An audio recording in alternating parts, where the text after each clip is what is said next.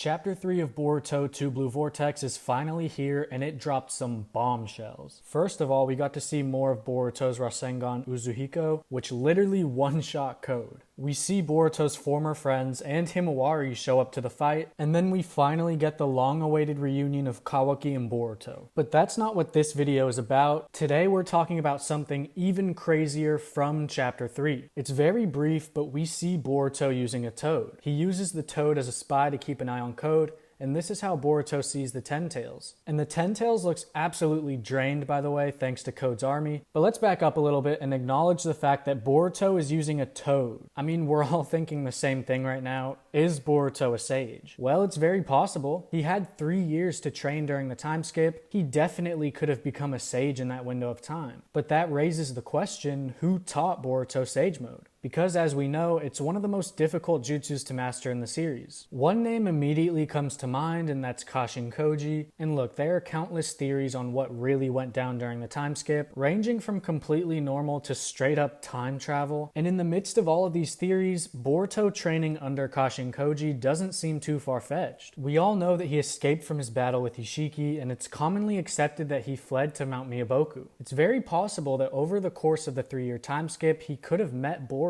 But if that's the case, immediately some questions arise. Is he affected by Ada's omnipotence? And with that, would he work with Boruto if he believed that Boruto was responsible for Naruto's death? Now, Kashin Koji doesn't have any kind of relationship with Naruto that we know of, but still, Naruto is the hero of the ninja world. I doubt anyone would jump at the opportunity to train with whoever quote-unquote killed him. Kashin Koji would need a reason to work with Boruto, and I've seen some theorize the idea that because Mount Miyaboku is in a different dimension, people, or mainly toads I guess, shouldn't be affected by the omnipotence. This would perfectly explain why Kashin Koji would side with Boruto. If he really did flee to Mount Miyaboku after the Ishiki fight, Kashin Koji would have been safe from Ada's Shinjutsu. We could even have the Great Toad Sage call Kashin Koji and tell him what happened, and maybe even make another prophecy. That's all very possible, but while trying to piece this theory together, we come back to a common question. What about Sasuke? Did all 3 of them train together? That doesn't seem very likely because Sasuke is thought to be dead at the hands of Code.